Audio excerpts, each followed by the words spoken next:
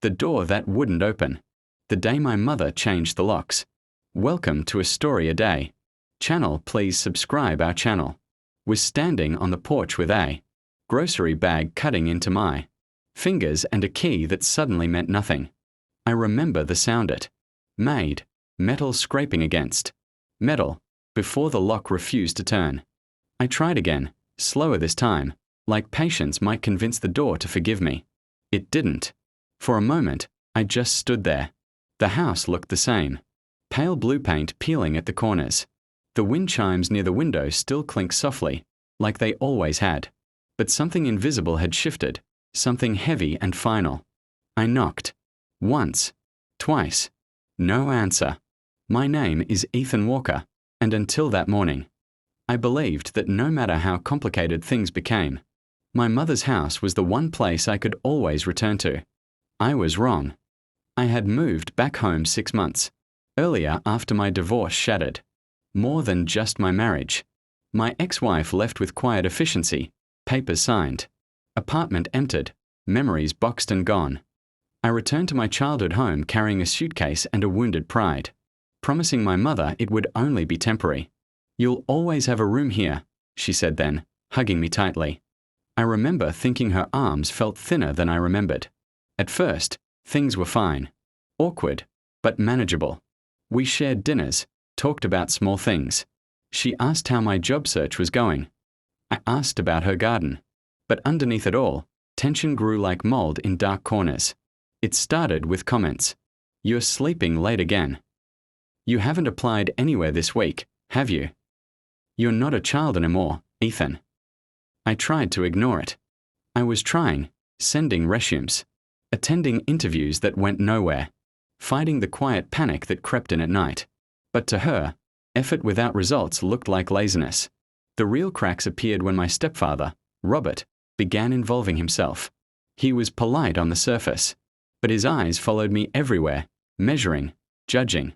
He paid the bills now, he reminded me more than once. This was his house too. One night, during dinner, he set his fork down and said, "So, what's the plan? Because this can't go on forever." My mother didn't look at me. She stared at her plate. I felt something tighten in my chest. "I'm doing my best." Robert sighed. "Your best isn't enough anymore." That was the night I realized I was no longer a son in the house. I was a burden. Still, I never imagined this. Standing on the porch, I noticed something else. My spare shoes were gone. The plant I'd bought for the window had disappeared. My room, my space, erased. My phone buzzed. A message from my mother. "We've changed the locks. This situation has become unhealthy. You're not allowed inside anymore. Please don't make this harder." I read it 3 times, my vision blurring. No warning. No conversation. Just exile. I sat down on the steps, grocery bag forgotten. Nowhere to go, somewhere to begin. I spent that first night in my car, parked 2 streets away from the house I used to call home. I didn't want them to see me. I didn't want her to see me, curled up in the driver's seat like a stranger lurking in the dark. The grocery bag lay unopened on the passenger floor. Milk already warm, bread crushed under its own weight. I stared through the windshield at the dim glow of streetlights and tried to understand how a mother could lock her own child out without a word spoken face to face. Sleep came in fragments. Every time I closed my eyes, I heard the click of the lock turning. Final. Unforgiving. By morning, my phone battery was nearly dead. I checked it anyway. No missed calls.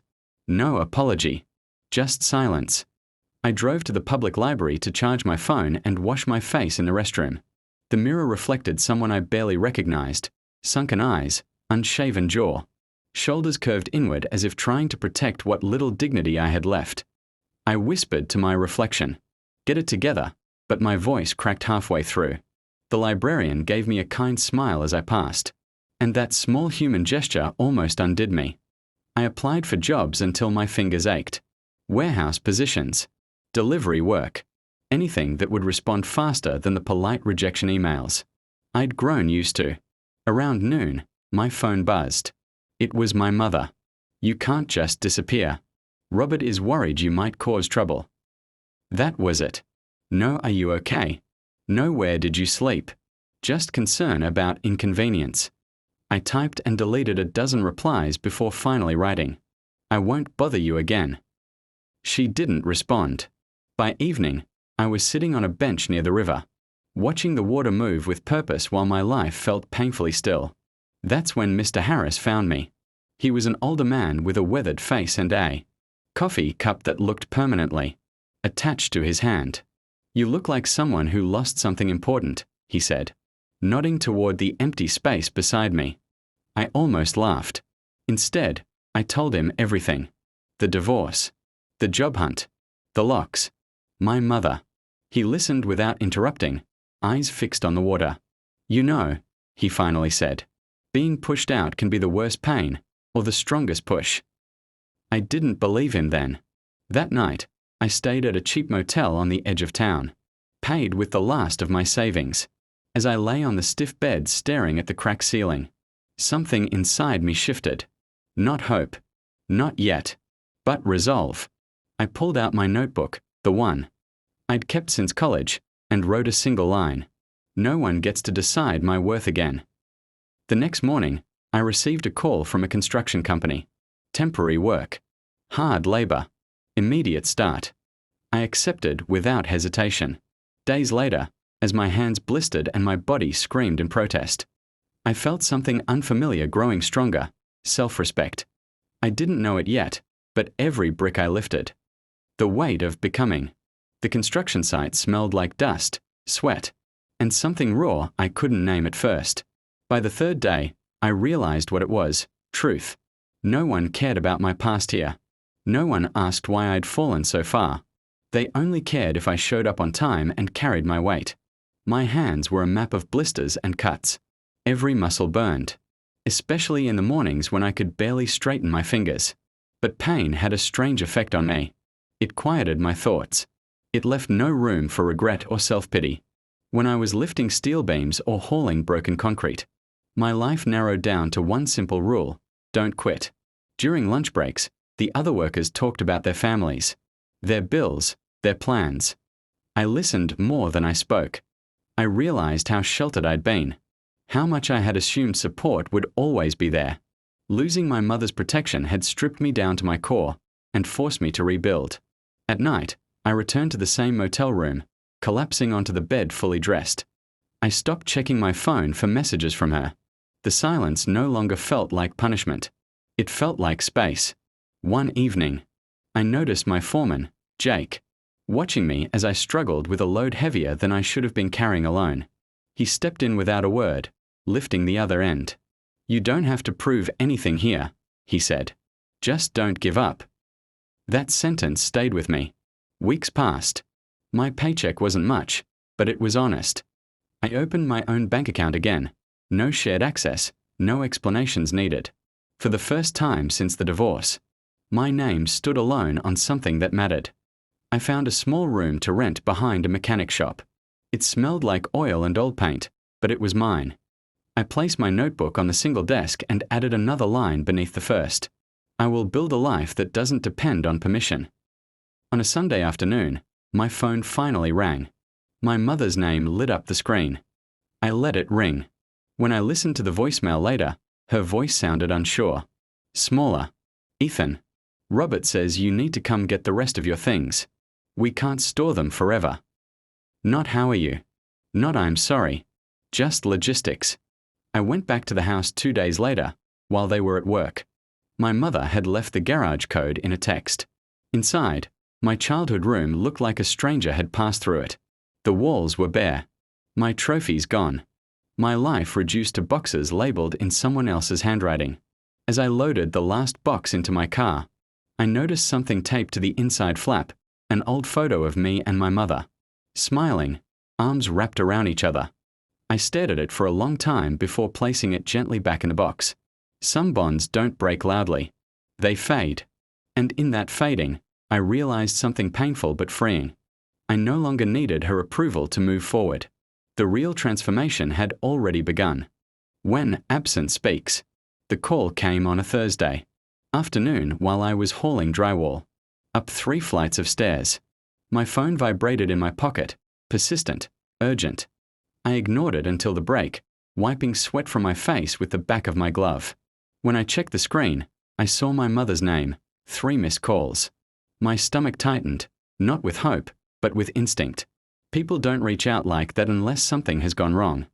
I stepped outside where the noise faded and called back. "Ethan," she said, breathless. "I need to talk to you." I waited. Silence can be powerful when you learn how to use it. "Robert collapsed this morning," she continued. "The doctors say it was a stroke. He's stable, but everything is a mess. I don't know what to do." There it was. Not an apology. Not regret. Need. I closed my eyes and leaned against the brick wall. A month ago, I would have dropped everything, run back, tried to earn my place again. But the man listening now wasn't that version of me. "I'm sorry to hear that," I said carefully. She hesitated, as if expecting more. "Can you come by? I could really use your help." I thought about the locked door, the text message, the night in my car. "I can help in ways that don't involve me moving back," I replied. Her breath caught. "Ethan, please. This is family." The word landed differently now. Family hadn't protected me when I needed it most. "I'll stop by after work," I said. Briefly. When I arrived at the house, it felt smaller, quieter. The wind chimes were gone. The new lock still gleamed on the door, unchanged. My mother opened it herself this time. She looked older than I remembered, shoulders slumped, eyes rimmed red. For a moment, neither of us spoke. "I didn't know where else to turn," she finally said. I stepped inside, just past the threshold. I didn't remove my shoes. She talked quickly. Hospital bills, insurance papers, confusion. Robert had always handled the finances. Now everything felt fragile, exposed. I listened, offered practical advice, wrote down phone numbers she'd need. At one point, she reached for my hand. I gently pulled it back. That hurt her. I could see it. But boundaries often do. "I never wanted it to be like this," she said softly. I met her eyes. "Neither did I. But you made a choice." Tears slipped down her cheeks. "I thought pushing you out would force you to grow." I nodded. It did. Just not the way you expected. When I left, she stood in the doorway watching me go. The same place I'd once stood begging to be let in. This time, the roles were reversed, but there was no triumph in it. Only clarity. Days later, I received a letter from the bank. Robert's accounts were frozen pending review. My mother had no access to the savings. The house, once a symbol of security, was suddenly uncertain. She called again. This time, I didn't answer right away. Some lessons take silence to sink in. The door I chose to open. The rain was falling the night I finally answered my mother's call. Not the dramatic kind that crashes and roars, but a steady, soaking rain that seeps into everything if you stand still long enough. I had just returned from work, boots muddy, body aching, when my phone buzzed across the small table in my rented room. "Ethan," she said when I answered, her voice thin and tired, "I'm going to lose the house." I didn't speak right away. I sat on the edge of the bed, listening to the rain hit the tin roof, remembering how that house once felt like a promise, safety, permanence, belonging. Now it was just walls and debt. "The bank says the mortgage is months behind," she continued.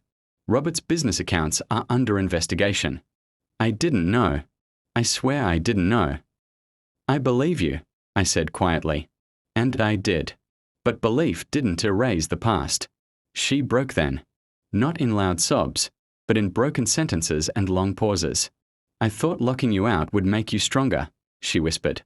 "I didn't realize it would make me so alone." Her words settled heavy in my chest. Pain has a way of circling back, changing shape, asking to be understood. "I can help," I said finally, "but not the way you want." The next morning, I met her at the bank. I helped her understand the paperwork, connected her with a legal aid office, showed her how to stand on her own feet the way I had been forced to learn. I didn't offer money I didn't have. I didn't move back in. I didn't reopen wounds just to feel needed again. Weeks later, the house was sold. On the day she handed over the keys, my mother pressed something into my palm, my old house key, the one that no longer fit any lock. "I kept it," she said, in case you ever forgave me." I looked at it for a long moment before closing her fingers around it again. "Keep it," I said. "It reminds us both." We don't talk every day now. Our relationship is quieter, careful, rebuilt on truth instead of obligation. Some doors, once closed, are never meant to reopen the same way. But here's what she never expected. Days after she lost the house, I signed the lease on a small apartment of my own. Nothing fancy, just clean walls, sunlight in the mornings, and a door that opened because I paid for it. The first night there, I stood inside, key still in my hand, and felt something I hadn't felt in years. Peace. My mother didn't change the locks to teach me a lesson. She changed them to protect herself. And in doing so, she forced me to become someone who no longer needed permission to belong anywhere. Sometimes, the cruelest doors lead you to the life you were meant to build. I locked my own door that night, not to keep anyone out, but to protect what I had finally built within. Thanks for watching. Subscribe a story a day.